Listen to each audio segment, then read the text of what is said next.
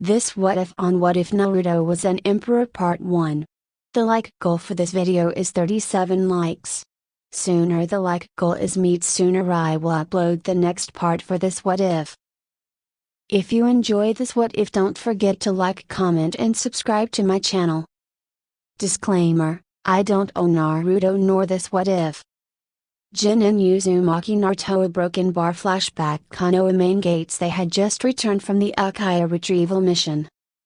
The entire group that had gone were beaten and heavily injured. Shikamaru, Rock Lee and Kiba were injured, but their wounds were minor compared to those of Choji and Neji.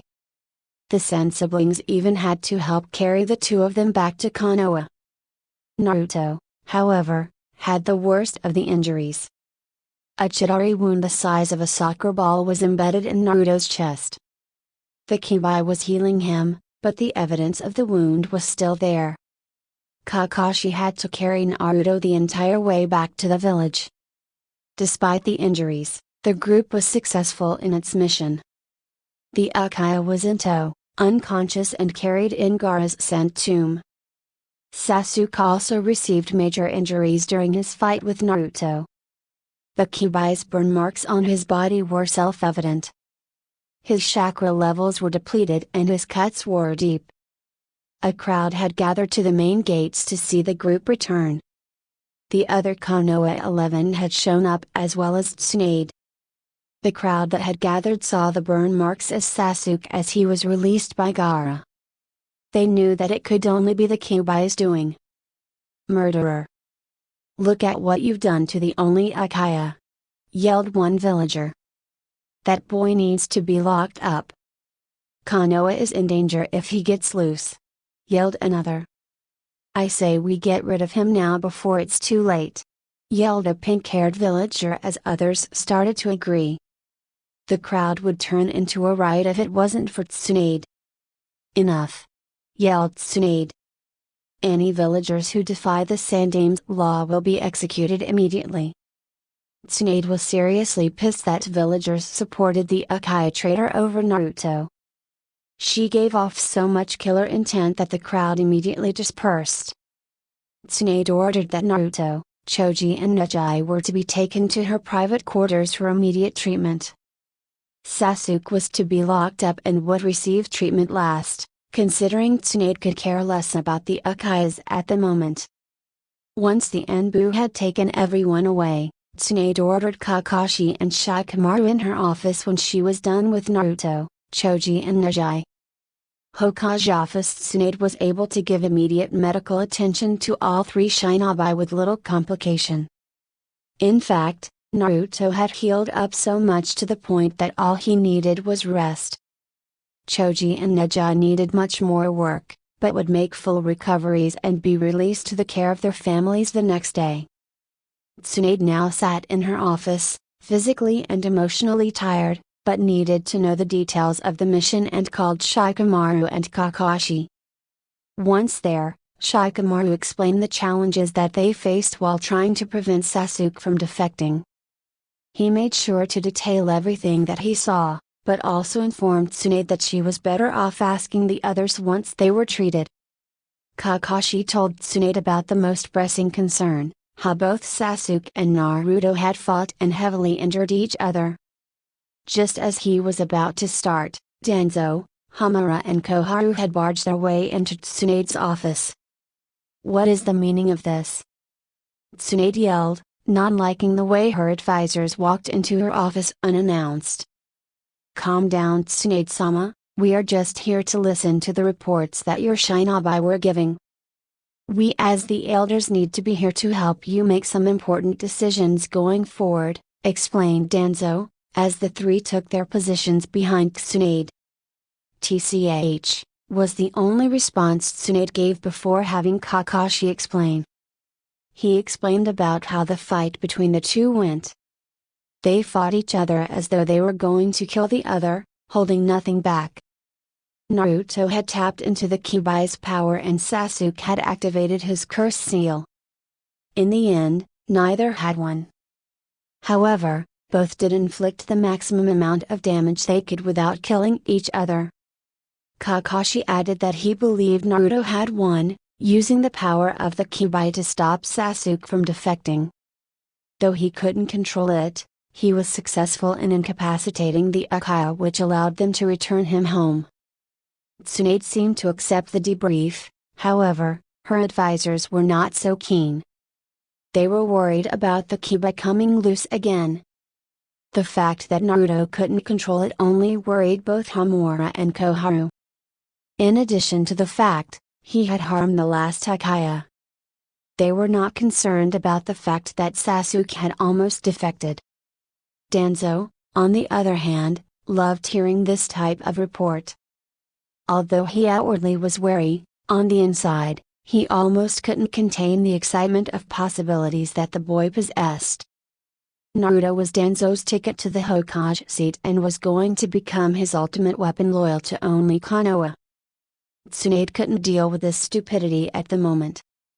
She ordered everyone out of her office so she could think about her next move. Unfortunately, the next moves were already in motion, which would change Konoha's future forever. Streets of Konoha. Naruto was out of the care of Tsunade a couple of days after they returned. Due to the Kyuubi's healing, his wounds closed quickly and he felt really good. Good enough to walk the streets and get some ramen, despite Tsunade's orders to stay in bed. As he walked the streets, he noticed his friends sitting in Yakiniku. They were all huddled on one table, discussing the events of the past couple of days. As Naruto got closer, he was about to say hello until he heard their discussion. That Baka nearly killed Sasuke-kun. What kind of person does that to our precious Sasuke? Yelled two bimbos who had pink and blonde hair respectively. Mindicus, you two really are pieces of work. You do realize that Sasuke was leaving the village, right? Shikamaru retorted, annoyed at the way Sakura and especially Ino were talking about the situation. Well, he didn't have to go batshit crazy and almost kill him, screamed Ino. If it wasn't for Naruto, your precious Sasuke wouldn't even be in the village right now, Shikamaru said, with Choji nodding in agreement as he put another piece of steak in his mouth. Are you seriously defending him right now, Shikamaru?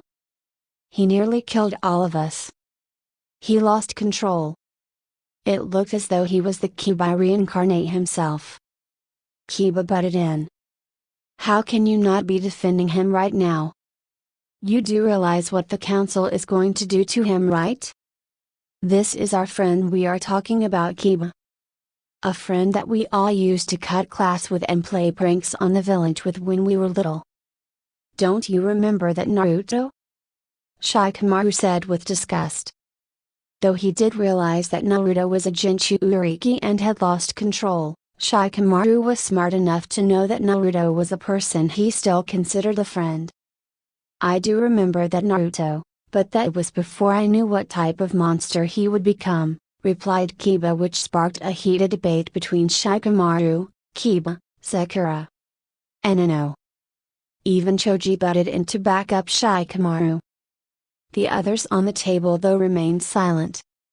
Hinata, Shino, Neji, Lee and Tenten couldn't bring themselves to speak. Hinata was too nervous to say anything. Shino didn't know how to approach the matter with this teammate and other classmates. Tenten barely knew Naruto and wasn't there for the mission to give an opinion. Neji and Lee, on the other hand, didn't know what to say. Despite the fact that Naruto had made a tremendous impact on both their lives when it was time to defend him, they swallowed their words. They didn't know how or what to think of the situation. It was a mistake they would regret in the future. Naruto, on the other hand, was in shock. He couldn't believe that some of his friends would blame him for what happened to Sasuke. He also noticed the silence that came from the others. He thought they were all friends, especially after what he had just gone through. With the villagers, he could deal with their hatred towards him, however, seeing people who he thought were his friends attack him or stay silent on the matter, left a large wound in Naruto's heart.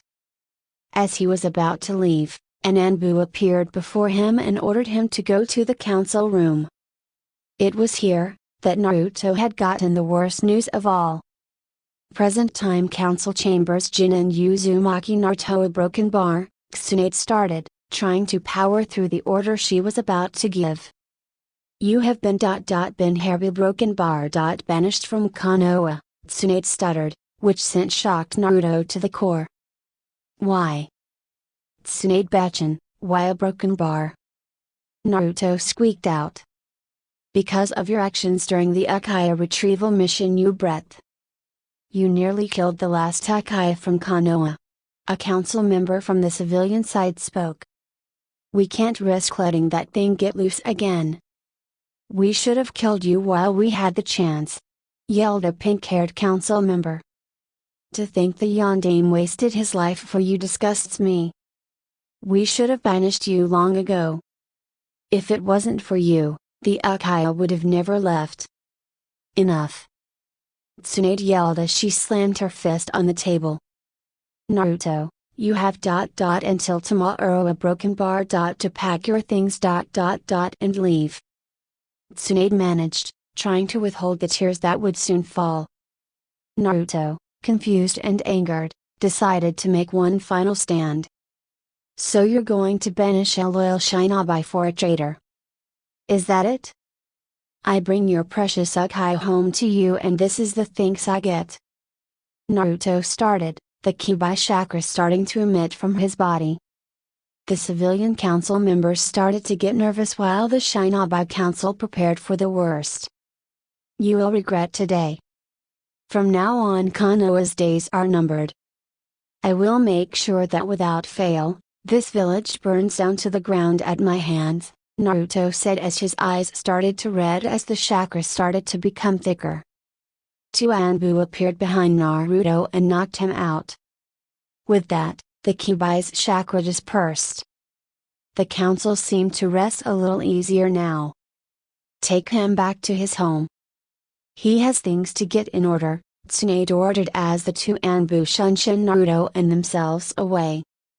That boy talks big, however his words are as meaningless as his skills. Like he could really do anything to any of us, one councilman spoke as he recomposed himself. You do realize that boy single-handedly managed to bring the Uchiha home.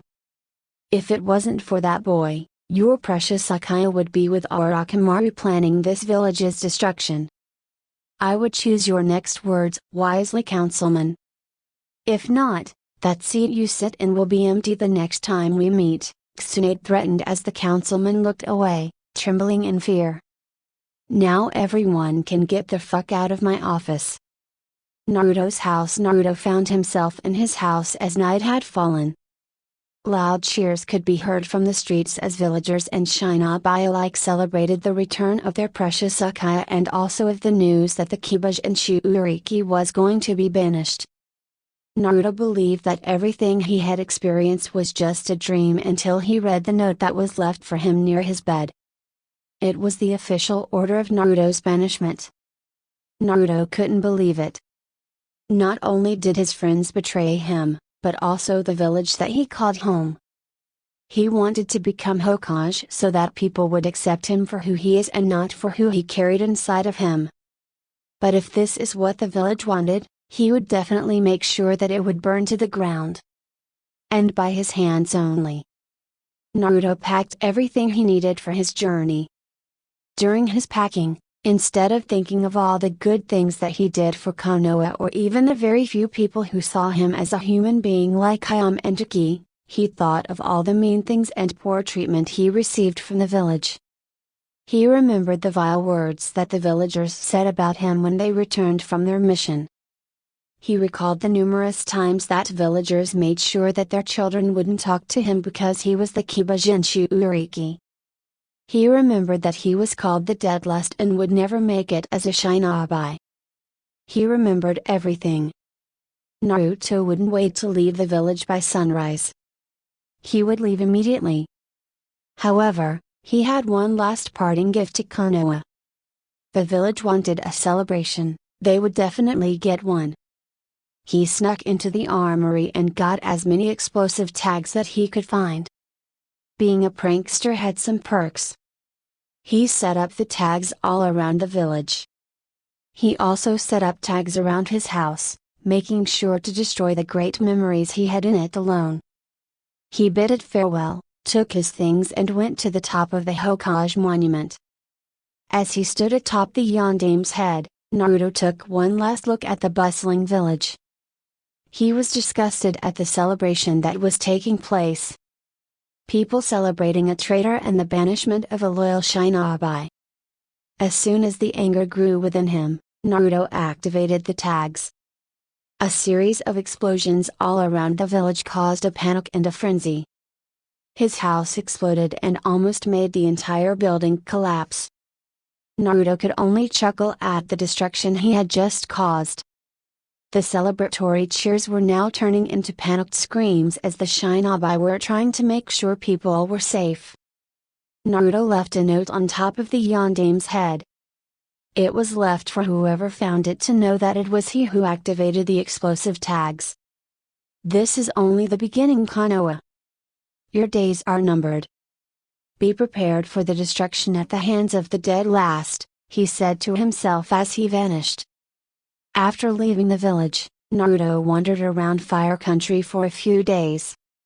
Though he left the village earlier than expected, Naruto really didn't have a specific location he was locked on going to. He had brought a map but deemed it a little too hard to read at the moment. However, as long as he was out of Konoha was fine with him. Unfortunately, he started to get hungry after running out of his supply of instant ramen.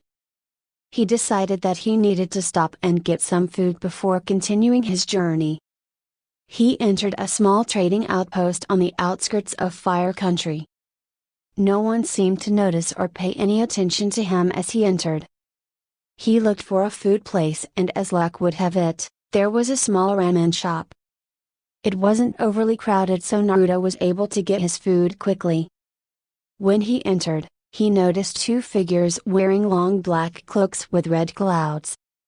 As Naruto sat down to eat he could feel the aura of two figures standing there watching him. He was almost going to say something and ask them if they wanted anything, but unfortunately, the smell of ramen and the feeling of hunger overtook the young shinobi. Once he finished about 5 bowls, he paid, then exited. He noticed that the two figures that had been watching him were now gone.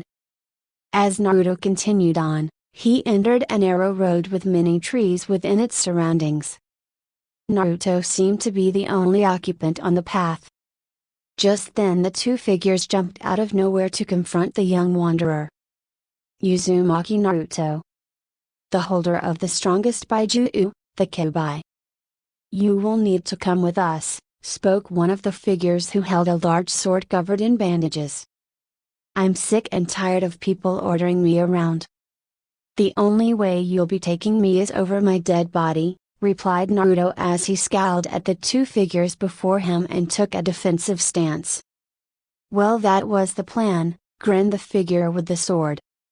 He prepared to strike Naruto until something interfered with him. Wait, Kisame.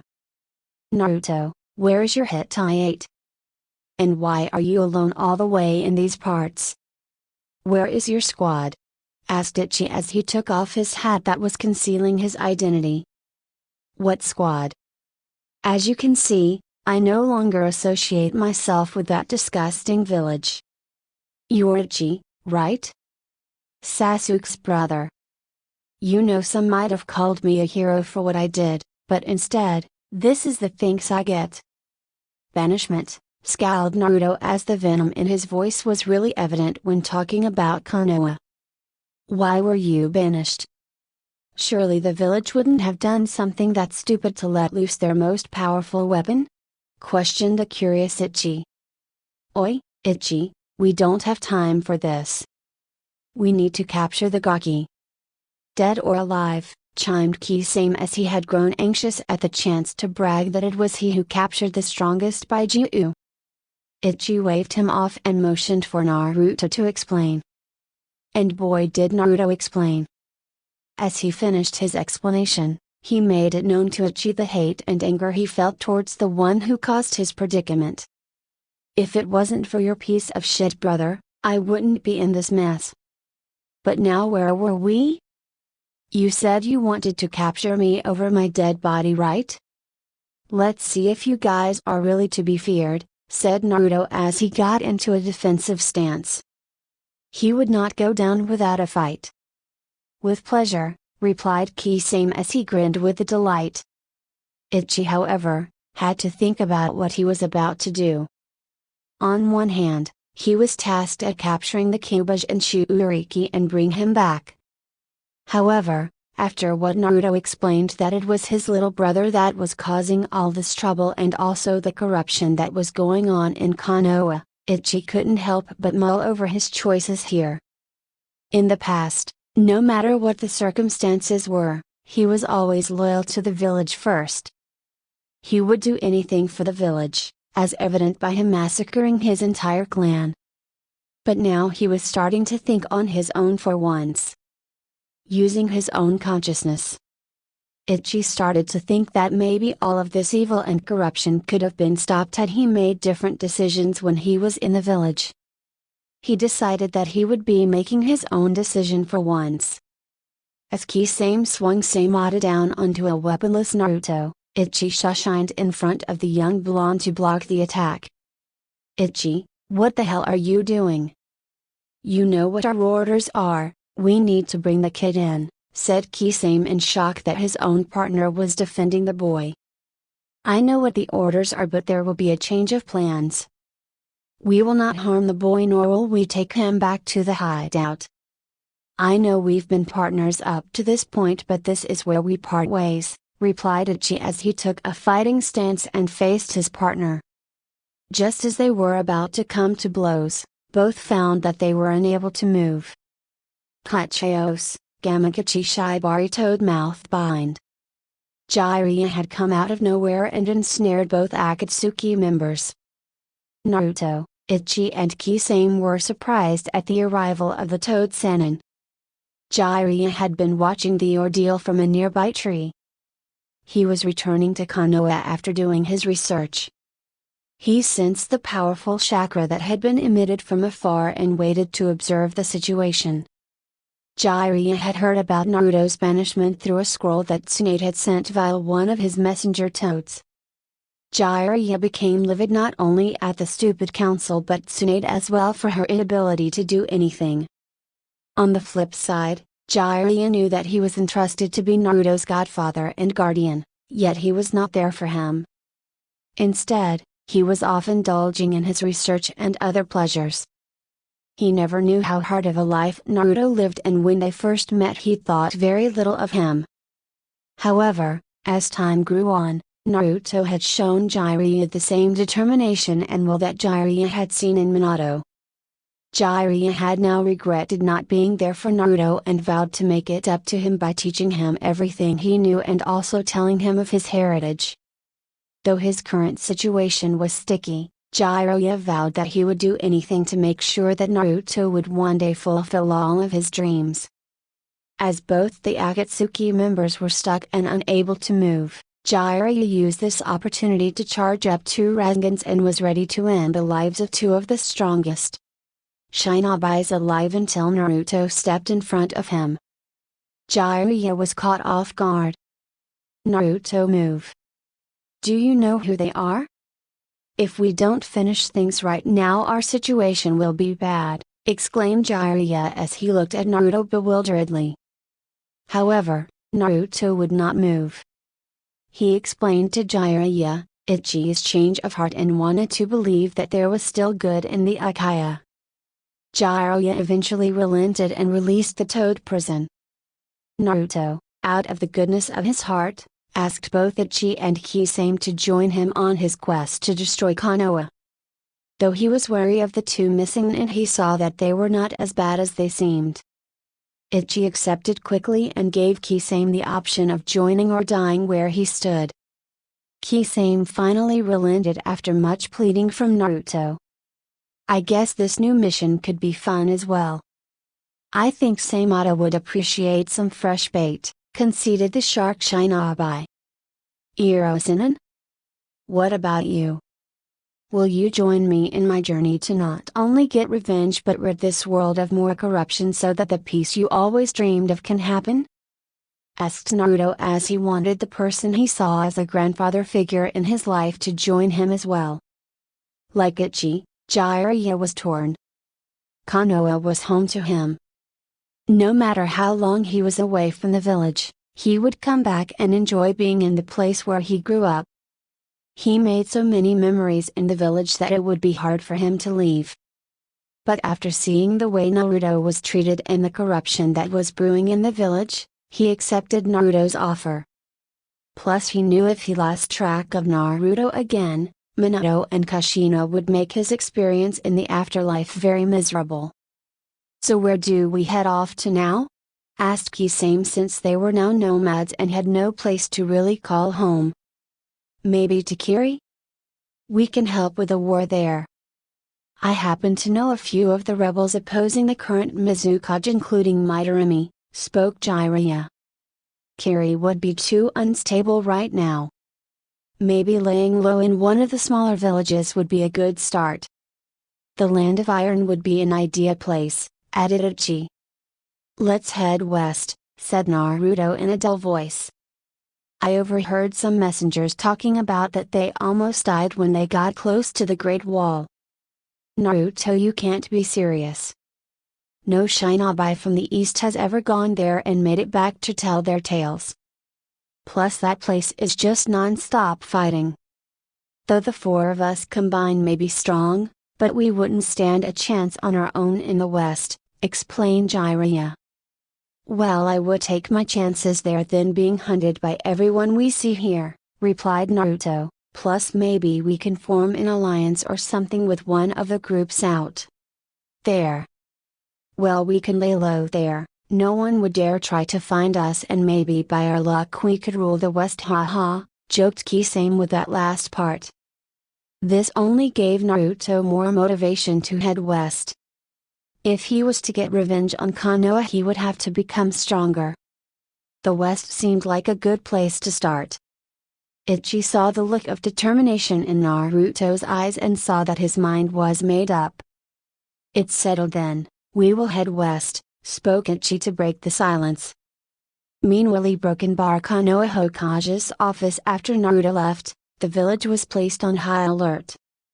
The little prank that Naruto pulled reduced some areas of the village to rubble.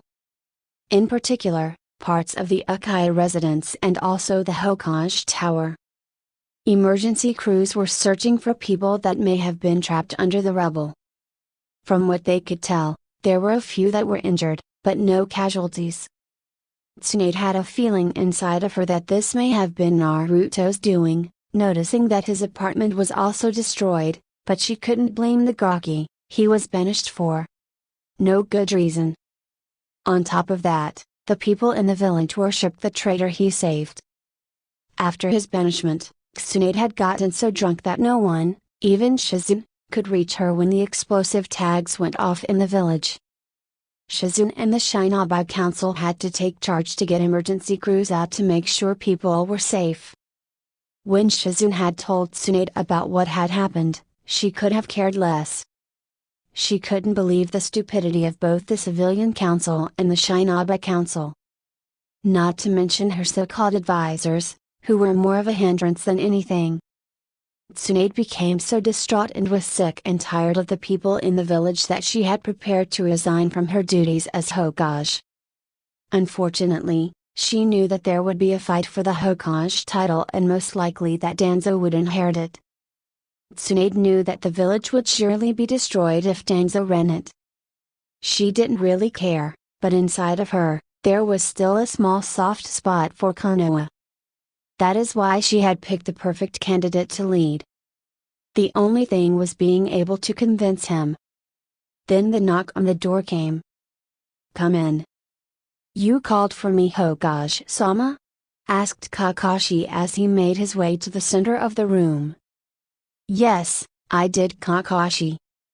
I have important matters to discuss with you, Tsunade said as the copy ninja sighed a little bit. If you were talking about my mission, it was a dead end. In fact, I felt like I was going on a wild goose chase if anything.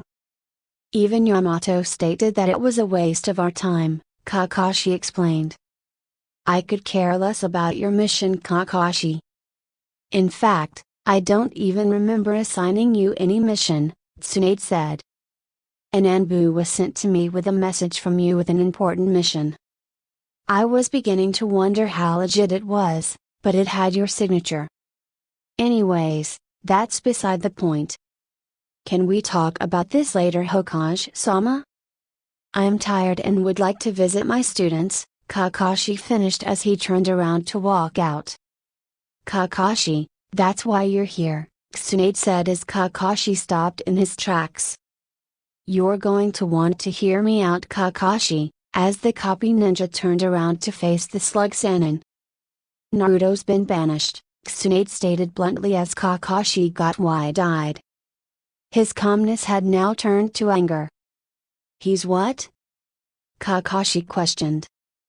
Tsunade went on to explain the entire story.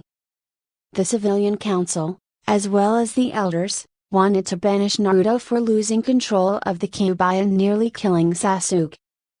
She also mentioned how the Shinobi Council also partially agreed to the banishment due to their concern of Naruto being unstable and losing control. When Tsunade finished explaining, she was breaking into tears. Kakashi, on the other hand, was furious. And you couldn't do anything stop this? Are you kidding me? And now you're leaving me with all of your problems to deal with here? I won't accept this, Tsunade. Kakashi yelled, angered at Tsunade's inability to stop the banishment. This is not a request, Kakashi. This is a fucking order. You know as well as I do that Danzo would most likely become Hokage if I step down. Do you know how bad that will be for the village? Do you know how many people he's going to be sending out to look for Naruto? He's going to use the Gaki as a pawn in his plans. Jiraiya has already said that he's looking for Naruto, but I'm going to go and look for him myself. Kami knows Minato and Kushina are tossing in their graves right now, knowing that the village banished their son for a traitor and I couldn't do anything about it. I have to fucking live with that for the rest of my life, Tsunade started as Kakashi decided to hear her out. This is a temporary assignment, Kakashi. I'm going to find Naruto and when I do, you will be the first to know. In the meantime, besides Shizune and Jiraiya, you are the only one I trust right now. You will be communicating with me about everything that goes on in the village. You want to help Naruto, you need to make sure that none of the scumbags from this village ever try to lay a hand on him. Naruto does not want to return to the village. He made that very clear. When I find him, I will let you know and then you can come to see your student. Kami knows you may be the only one he trusts, Tsunade finished as Kakashi pondered the thought for a moment. On one hand, he was furious at Tsunade and her inability to do anything as Hokage. On the other hand, being Hokage himself would let him protect Naruto from the village. Kakashi knew that Danzo and others from the village would most want Naruto for their own power. He would ensure that he would hold things down and make some wholesale changes to both the Shinobi and the civilian council while Tsunade and Jiraiya looked for Naruto. The moment you find him, you will let me know so that I can leave this forsaken village, Kakashi seriously said. The moment I find him, you'll be the first to know, Tsunade responded as the two prepared and discussed their plans. With Naruto, Jiraiya, Ichi and Kisame were heading west towards the Great Wall that separated the west from the Shinobi world. They were traveling incognito and were not seen as they made their way through Iwagakure. After a few days of traveling, they finally made it to the wall during the dead of night. The wall was long, but not very tall. From what the four could observe, there were many different entrances into the west along the wall. They decided that they should camp out at one of them to try and see if they could find any weaknesses.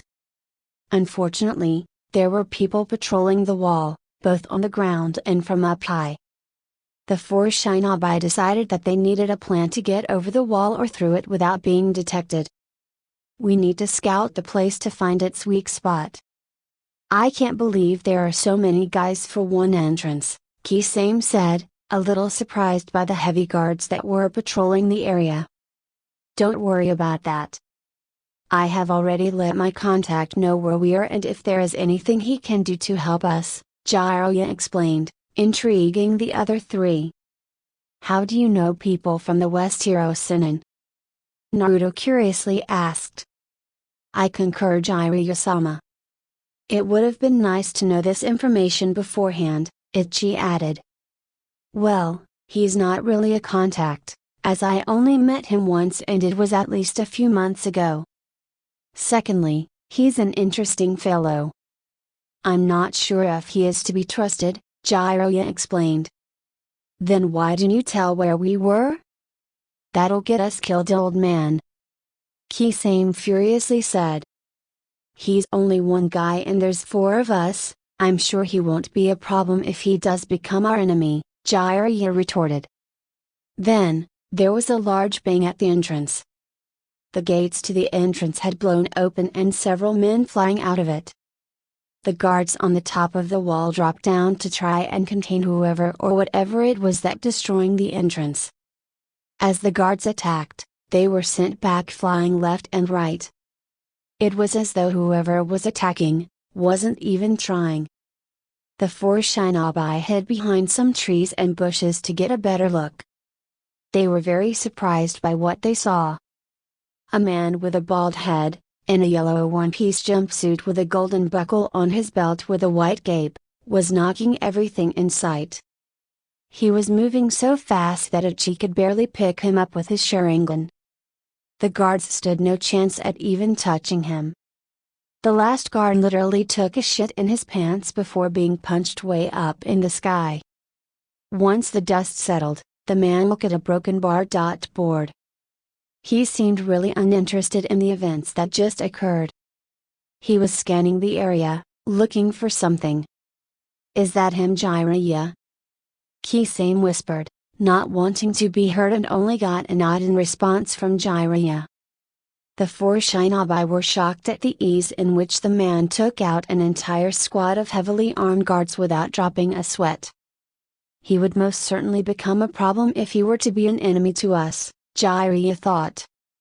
He decided to step out into the open and get the man's attention. Anno, excuse me, he started as the man turned around to look at him. It's a broken bar. Been a long time, hasn't it? Jiraiya nervously said, as the man was still staring at him, studying him. Oh, it's you, was the man's dull response. Thank Kami, you remember me. I guess you got my message. Thanks for meeting us here, Jiraiya said, still unsure of the man and his intentions. Yeah. Well, if you want to come. Follow me, the man said as he turned around and started walking through the once guarded entrance and what was left of it. Jiraiya signaled for Naruto, Ichi and Kisame to come out and follow him, as they slowly walked behind Jiraiya's contact. As they walked, Jiraiya caught up with the man and introduced him to the other three. They found out his name was Saitama. He and Jiraiya had met because he had accidentally jumped over the wall during some training and landed in the east. He was lost and Jiraiya just so happened to be the one to give him directions. He thanked him and walked with Jiraiya for a bit, the two telling stories.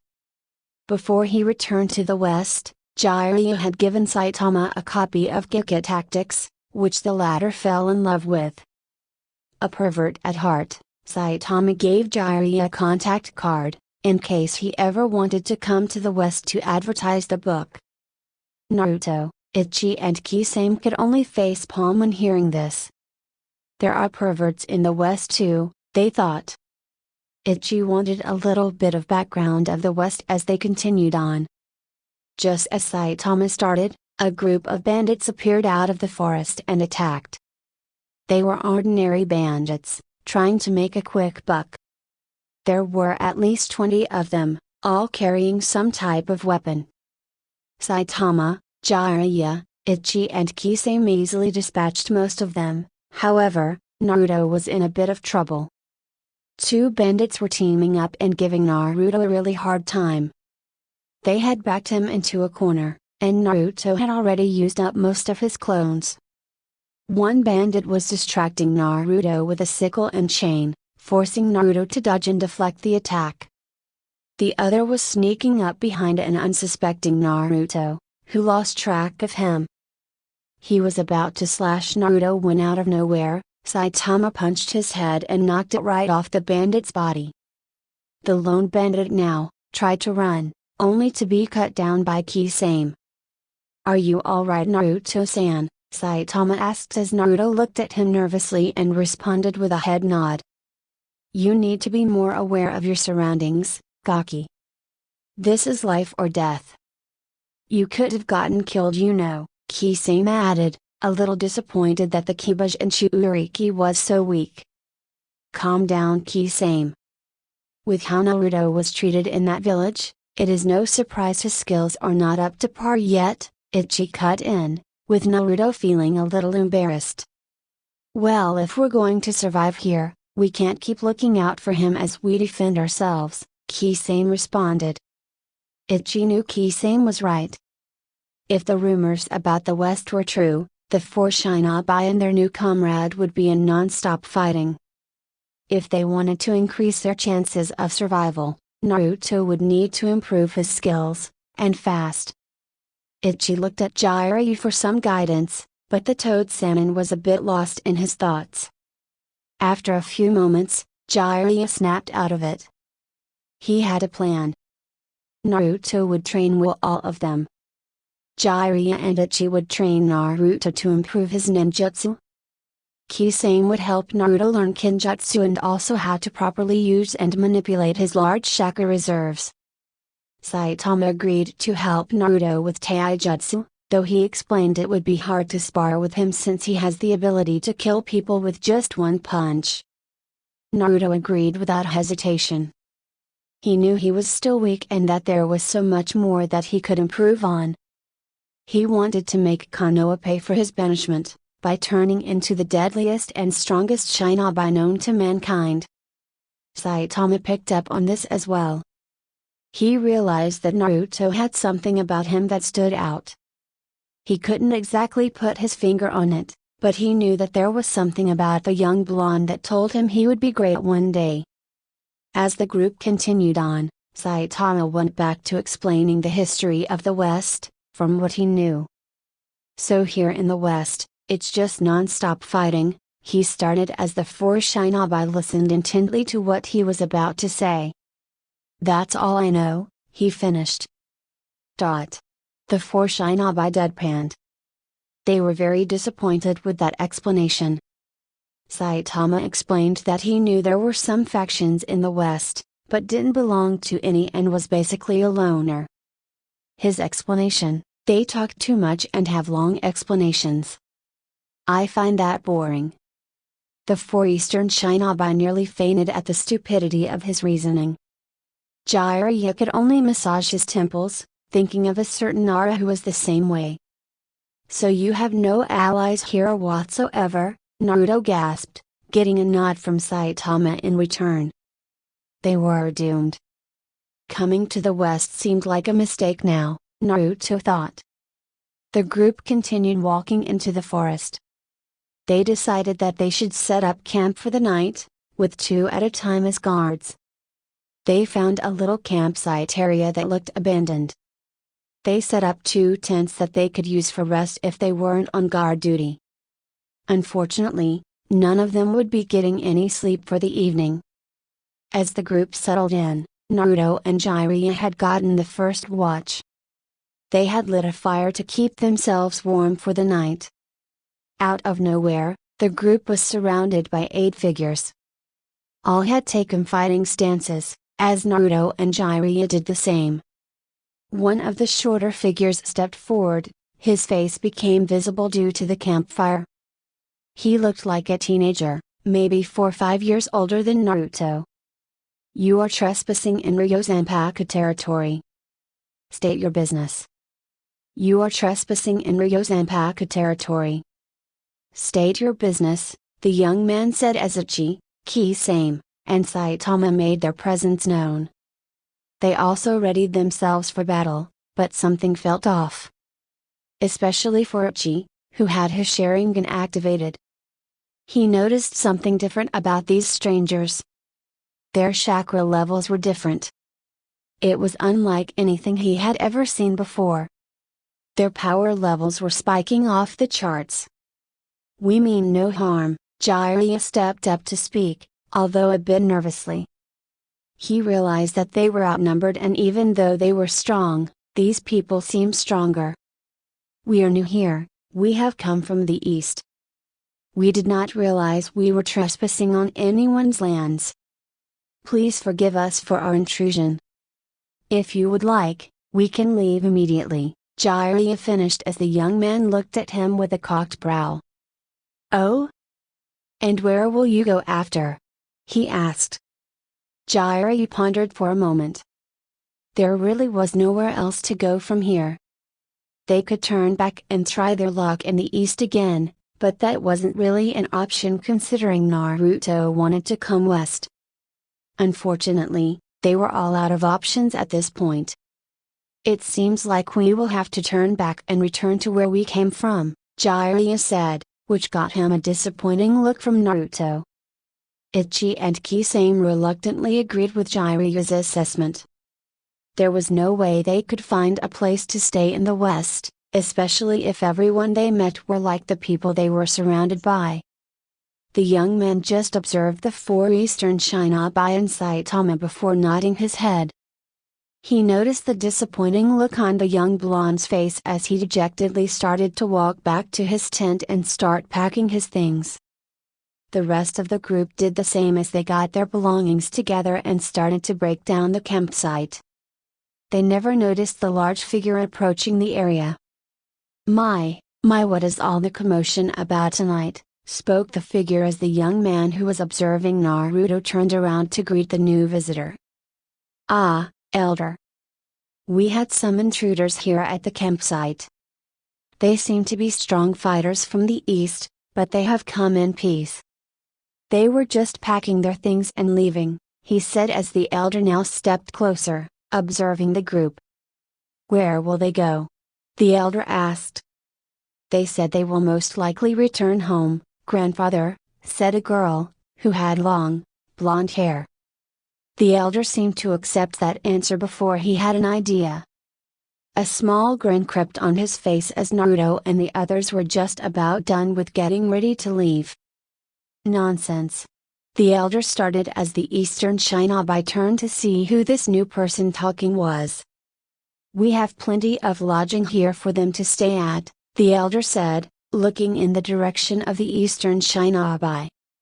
Excuse me, elder, although I do respect your idea, we do not know these people. They are strangers, and could be spies from one of the warring states, the young man said. Nonsense, Ken-chan. They have said that they mean no harm. I'm sure they are all good people. Am I right? The elder asked as the eastern shinobi bowed their heads while Saitama just nodded. Not to mention they can pay the mandatory 10,000 ryo fee per person it is to stay here, the elder whispered as Genichi could only shake his head. It's always about the money, the young apprentice thought. We would be honored, sir, but we do not want to be a hindrance to you and your people, Ichi spoke as the elder started to laugh. A hindrance? Don't worry about that. You have no place to stay and have traveled far. You all must be tired. Plus, it's dangerous to go back out there at this time of night. Bandits have been known to frequent the area. So please come. At least stay for a few days so that you can rest and continue your journey, the elder said. Jiraiya, Ichi, Kisame, and Naruto huddled before making their decision. Saitama was left standing by himself, still looking bored as ever. What if this is some type of trick to get us and then rob us of all we have? Kisame asked. Well, not like we can do anything about it anyway, they outnumber us and their strength looks far superior to ours, Ichi answered. Jiraiya and Naruto agreed with his answer. It was a lose-lose regardless. However, they decided that they would be on guard at all times and that they would only stay for a day or two. They then broke the huddle. If it is no trouble, we would like to accept your kind offer, Jiraiya said as the elder was ecstatic. Wonderful. Now, before you can lodge here, however, there is one more important matter to discuss, the elder said, now in a more serious tone. The shinobi were prepared for the worst. There is a fee for staying in our dojo. It will be about 10,000 ryo fee for each of you, the elder stated as the shinobi dropped their heads in disappointment. They knew it was too good to be true. They definitely didn't have 50,000 ryo to fork over, and even if they did, that means they would be completely broke in a totally foreign area. Not to mention that now, they could be scammed out of a place to stay. Now, don't look so disappointed. Even if you don't have 10,000 ryo for each of you right now, I'm sure we can come up with some kind of plan for it? The elder said as Jiraiya started to fidget around his pocket. He took out his wallet and started to count how much money he had. He was a bit shocked at the amount and turned to the others with a small smile on his face. I have 50,000 ryo exactly, Jiraiya said, taking out the money and handing it to the young blonde girl who stepped up to take it. She counted it and nodded her head to her grandfather. Perfect. It is settled then. Please follow us back to the compound so we can show you to your rooms, the elder said as the Eastern Shinobi and Saitama did as they were told. They were followed by the 8 figures as they made their way to the large compound. The compound was huge. Probably as big as some of the Shinobi family compounds in Konoha. The compound of Ryozanpaku had 2 large buildings that were used for housing and other miscellaneous purposes, while the dojo was even bigger than the 2 buildings combined. There was also a hot spring in the forest in addition to the campsite. There was a large main gate at the front, and a little down the street from the compound was Ma Kensai's acupuncture clinic and Kitsuji's orthopedic practice. The Eastern Shinobi plus Saitama were each given a room in the main building. They had makeshift beds made for them and were given privacy away from the other masters of Ryozanpaku. Although, there would always be a master on watch of their new guests just in case. The Eastern Shinobi and Saitama made themselves comfortable in their new arrangements. Though they made plans of always being alert and on guard, they felt that this place was a bit different. There were little occupants in the compound other than the masters, the elder, and the young man and woman. All of them remained up that night, not being able to get any sleep. Well, all of them except Naruto. He was beat. The journey here to the west took them long enough, and then having to deal with so many different things, Naruto needed sleep. He knew that in the future, he may not get much of it, so getting the most of it now was the best he could do. The next morning Naruto awoke to the bright light of the sun hitting his face through the window in his room. Compared to the last few days, today seemed like a beautiful day. He sat up, rubbed his eyes and went through his morning routine. He found Ichi, Jiraiya, Kisame, and Saitama sitting in the living area, all sitting on chairs. It was evident to Naruto that they did not get any sleep. You're finally up, Kaki, Jiraiya said, smiling to the young blonde as Naruto nodded. Ichi, Kisame, and Saitama looked up to see the young Jinchuriki approaching them. How was your rest, Naruto? Ichi asked. It was good, probably the best sleep I've gotten the past few days, Naruto responded. Good, because that is probably the most sleep you're going to get for a while, Gaki, Kisame added, which got a head nod from Naruto. As they all sat down in silence, a knock came at the door of the living area. The door slid open and the young man from the previous night entered along with the young woman. "I hope we aren't interrupting anything," the young woman asked. "Nothing at all. We were all just waking up," Jiraiya responded with a wary smile. "Perfect. Well, we would like to properly introduce ourselves to you all before anything else. My name is Mayu Furangi and this is Genichi Shirahama. We are students here at Ryozanpaku. We know you all might be a little suspicious of us and to be honest, the feeling is a bit mutual, however, you are our guests. And since you're our guests, we have prepared breakfast for all of you if you would like. We didn't know what you wanted so we prepared plenty of options for you," Mayu finished as Naruto perked up at breakfast. The group was a bit hungry and hadn't eaten in a while. Breakfast sounded like a terrific idea.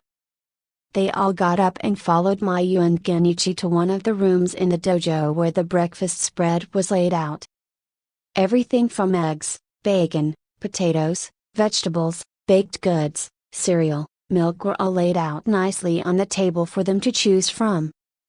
Naruto's mouth salivated at the great-looking food, though the table looked like it was missing something.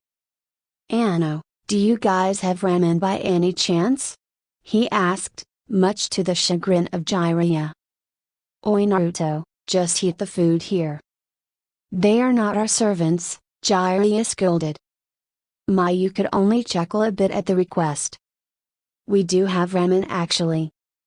However, if you would like some, you will have to wait for lunch or dinner," she answered, which Naruto perked up at. He couldn't wait for ramen at his next meal. "Please eat.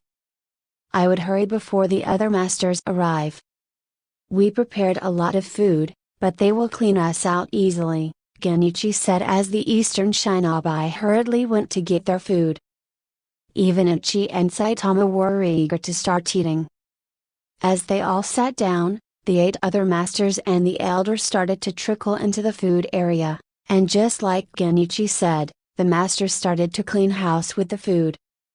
The group noticed how fast the masters ate and how they immediately went for more. In fact, the masters ate so fast that the Eastern Shinobi group barely even saw them put the food into their mouths. They were amazed that even a small thing like eating made these Westerners, people that they should fear. Naruto was even more amazed. If he wanted to become strong here in the West, it seemed like this was the place to do it.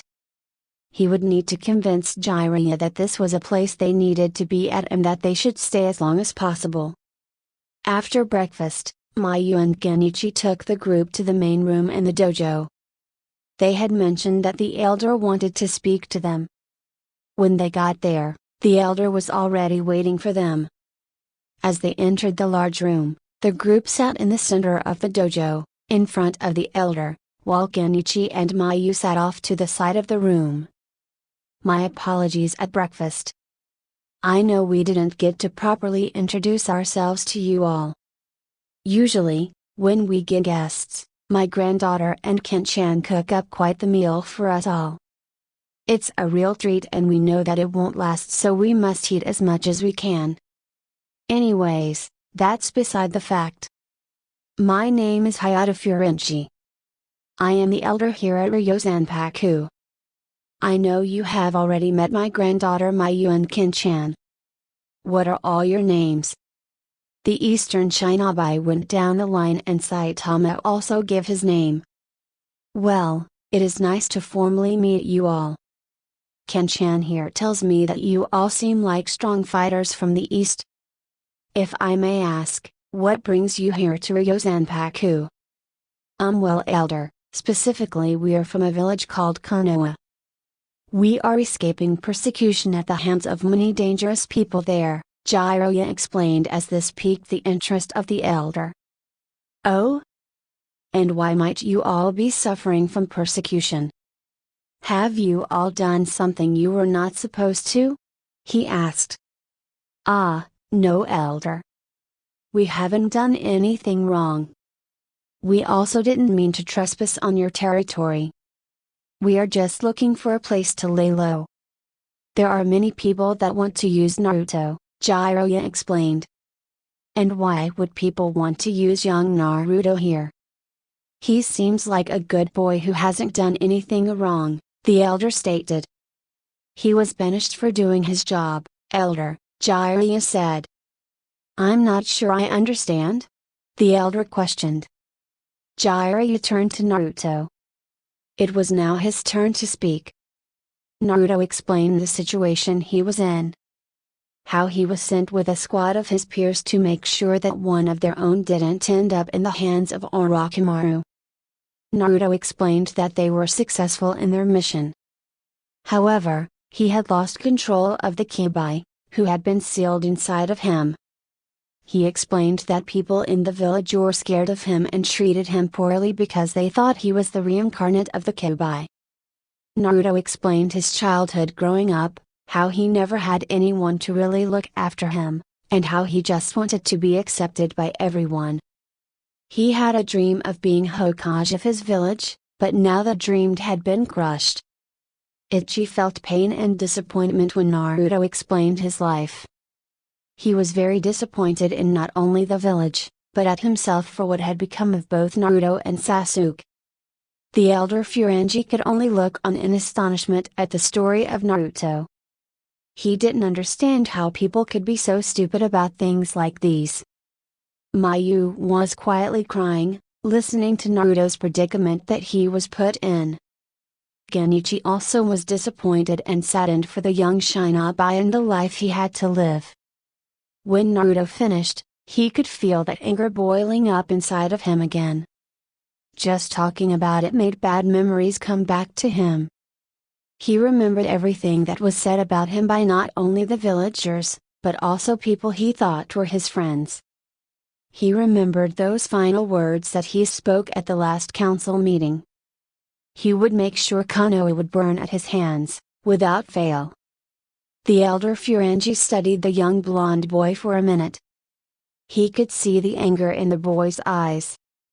He could also see the hurt. He also saw that Naruto loved the place he grew up in. Despite the hate he received, he could tell that Naruto never gave up on his dreams and goals that he put forth for himself. Though they had just met, the elder had already sensed that this young boy was going to do big things in the future. Maybe, just maybe, he is the one, the elder thought. I do apologize for your circumstances, young Naruto. No one, especially one so young, should ever go through what you have. However, I must tell you, here in the West, all we know is fighting to survive. I'm sure you all heard the stories of this place. Most of what you've heard is probably true, the elder stated as he started to explain the history of the West. The West has never seen peace. Where you all come from in the East, there are periods where there is little to no fighting. Here in the West, we are lucky if we get a week off. There are factions and warlords here that cannot be compared to where you all are from. In fact, I would be so much to say that if you all, maybe besides Saitama, were to go out on your own here, you wouldn't last a month. Though you may be considered strong in the East, here in the West, you are just in the middle of the pack in terms of fighters, the elder explained. The Eastern Shinobi were now a bit discouraged at this. Even Kisame was a bit worried about their chances here. However, I do see potential in all of you, especially you, young Naruto. You have a strong determination and will inside of you that no matter the circumstances, you push on. You have your values and you stay true to them. You have not been given the proper training yet, but you have the potential to be strong, even stronger than I or any of the masters here in this dojo. Naruto perked up at hearing this. After stepping foot in the West, he didn't think he would ever match up to anybody here. However, hearing the elder say that he had the most potential out of all of them, stirred that determination in Naruto even more. Originally, the plan was to let you all stay here for a few days. However, I see now that you all will be a tremendous asset to not only this dojo but to everyone here in it. I have made the decision that you may all stay here for as long as you like. As long as you agree to abide by our rules and fight for our side, you will always be welcome here. I see that we have similar values. I understand you want revenge on your village, but you also have a dream of peace. We also are fighting for peace. Quite frankly, I think it is time the West sees its share of that. We have only known fighting, but I do think that you, young Naruto, can make that dream a reality. Jiraiya, Ichi, Kisame and even Saitama were shocked at the elder's words. Naruto was not strong at all, yet the elder saw how much untapped potential the young blonde had. I thought after all this time that Minato was the child of prophecy that the old geezer Toad was talking about. I was wrong. Naruto is definitely the child of prophecy, Jiraiya thought. We are gracious of your kind words, elder. We will abide by your laws and fight by your side and be any kind of assistance we can be, Jiraiya said as he bowed, which the others soon followed. No need to bow in front of me, Jiraiya, or any of you. We are comrades now. We will all train together in our fight for peace, the elder said as he rose and went to greet the group in the center of the room. He shook hands with each member and strongly gripped Naruto's hand. Naruto flashed a shy grin, still a bit in shock of the elder's words. I cannot fail. I will not fail. It's time to start counting down the days, Naruto thought. Few months later, though the Eastern Shinobi plus Saitama was allowed to stay and train, the elder never said it would be easy. Just moments after their meeting with him, the compound of Ryozanpaku came under attack from a neighboring warlord. Ryozanpaku sprung into action, defending the compound with all they had. True to their word, Jiraiya, Ichi, Kisame, Saitama, and Naruto all joined in the fight. It went without saying that the battle was lopsided, with Ryozanpaku winning easily. Yet it was evident that despite his potential, there was plenty of work needed to be done in Naruto's case. He had trouble holding his own against one opponent. His training began immediately. For the past few months, Naruto received training around the clock every day. Whether it was with Jiraiya, Ichi, Kisame, Saitama, or even Genichi or Mayu, Naruto was going at it. He had a rotating schedule every day of training that he would receive. If they were not fighting a neighboring clan or faction, Naruto was training. It was true that he got little sleep. However, the training was starting to pay dividends. Naruto was more than holding his own against multiple opponents. His ninjutsu skills were improving, his taijutsu was improving, he even started to hold his own against Kisame with a sword. Naruto was no longer a weak link. If anything, he was now a competent fighter. The only thing that didn't seem to be improving was his chakra control. His chakra was all out of whack because of the Kyuubi. Jiraiya had been loosening the seal on the Kyuubi, letting little by little of his chakra out for Naruto to use, yet nothing seemed to work. The chakra was a bit too strong for Naruto, even with Kisame helping him. There were a few times where Naruto nearly lost control, allowing the Kyuubi to take over him. Luckily, Jiraiya had his Fuinjutsu to slap onto Naruto before things got out of hand. Naruto was frustrated, to say the least. The damn Kyuubi was being hard to control. If he could just tap into the Kyuubi's power, it would allow him to become stronger so much faster. He cursed the stubborn Kyuubi, complaining about being stuck with him for the rest of his life. What Naruto didn't know, however, was that the Kyuubi had been watching him from the inside. The Kyuubi was observing Naruto, getting an eerie feeling that reminded him of someone. It was soon time to make his presence known once again. While Naruto was resting in his room one day, he was taken to his mindscape by the Kyuubi. What the hell? Where am I? Naruto asked himself as the Kyuubi crept his way to the bars that trapped him in. I've summoned you here, Gaki, the Kyuubi said, which forced Naruto to jump back. Damn you. It's you again. The one that's caused me all of these problems my entire life. Naruto yelled. Cry me a river, Gaki. You can blame the Yondaime for that.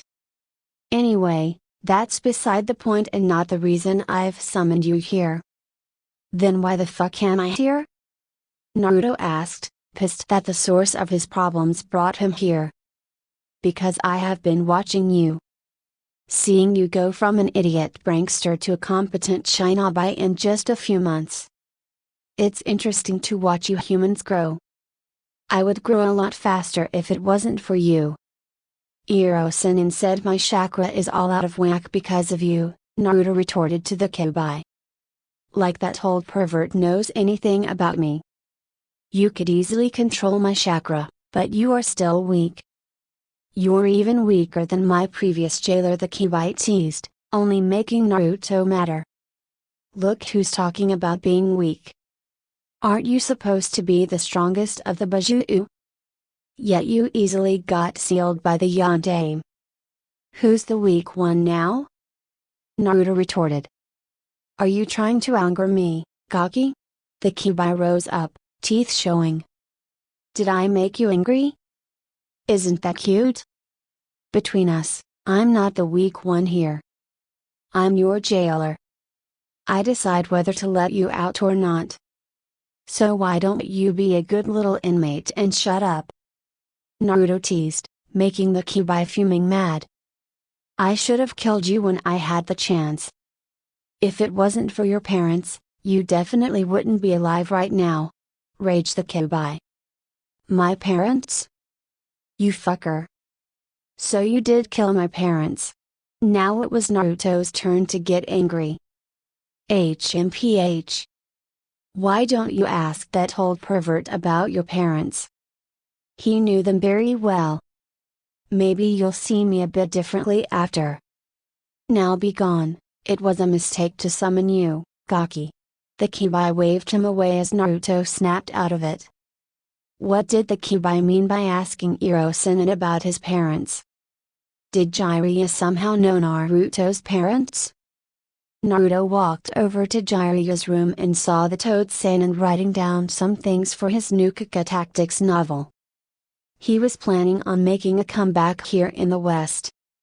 It seemed like there were perverts all over this place and he could take advantage of that and make decent book sales. Iro-sennin? Naruto asked as he walked into the room. Oh, Naruto. What can I do for you? The Tsunade asked, as he put away his writings and turned his attention to the young blonde.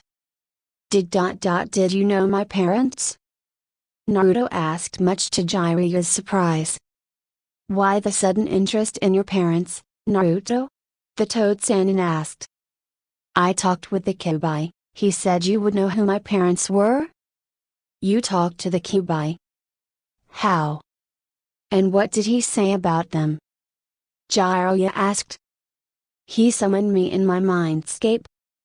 He didn't say much about them, just that you knew them very well.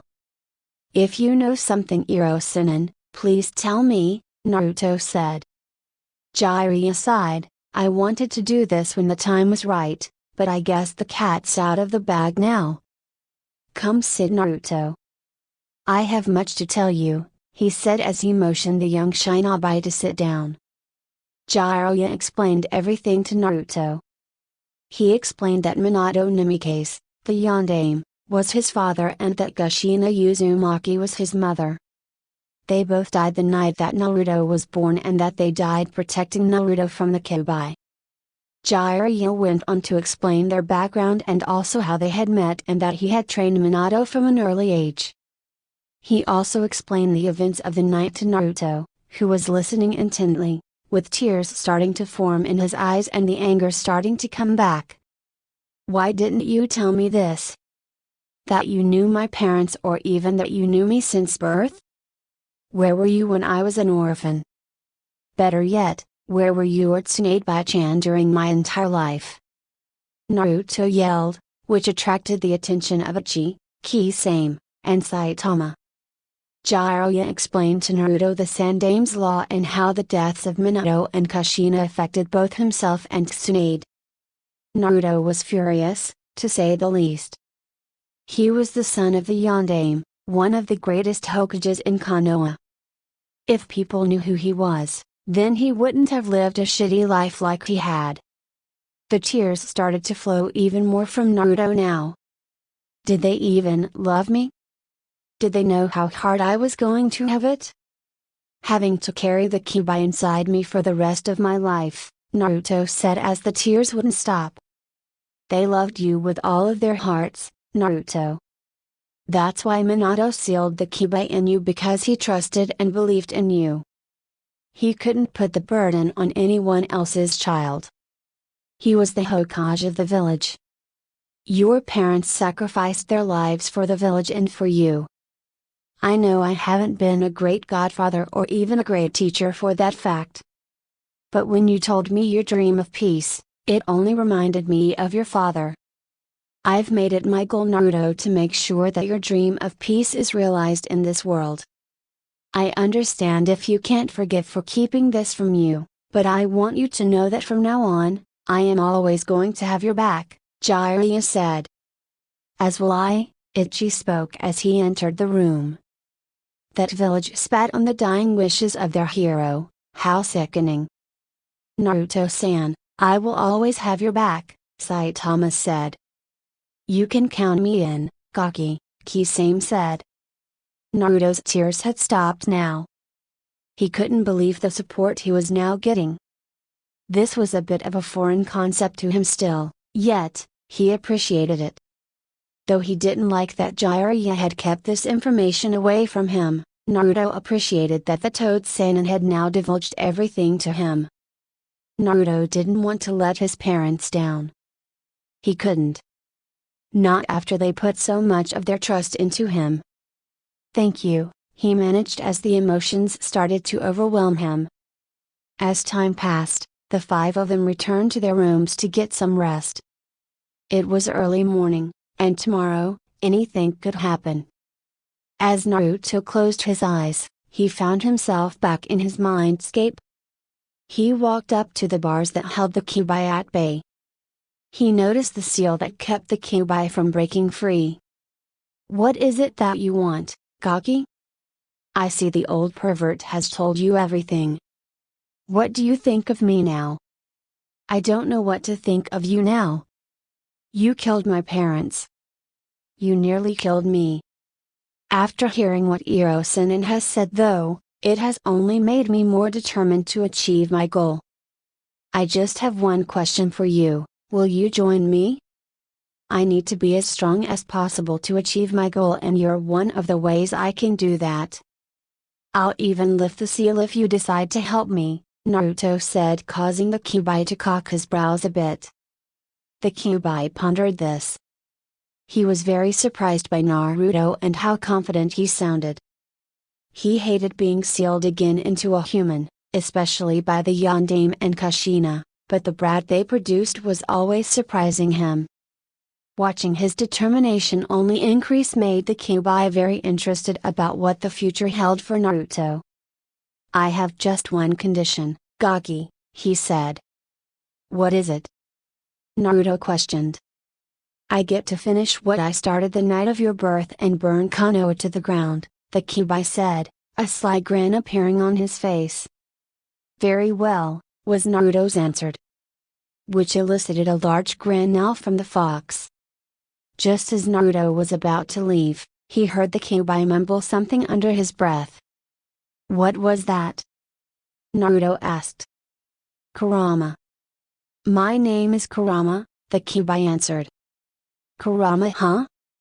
Well, nice to meet you, Kurama, Naruto smiled as he escaped his mindscape. As he looked outside his window, he could see the full moon in the night sky. Naruto knew now what his new mission was going to be. If he wanted peace, this was the way he needed to do it. There were plenty of people who believed in him now. He wasn't going to let any of them down. Tchan, Kachan. I won't let you guys down, he said as he prepared for bed. Thank you for watching.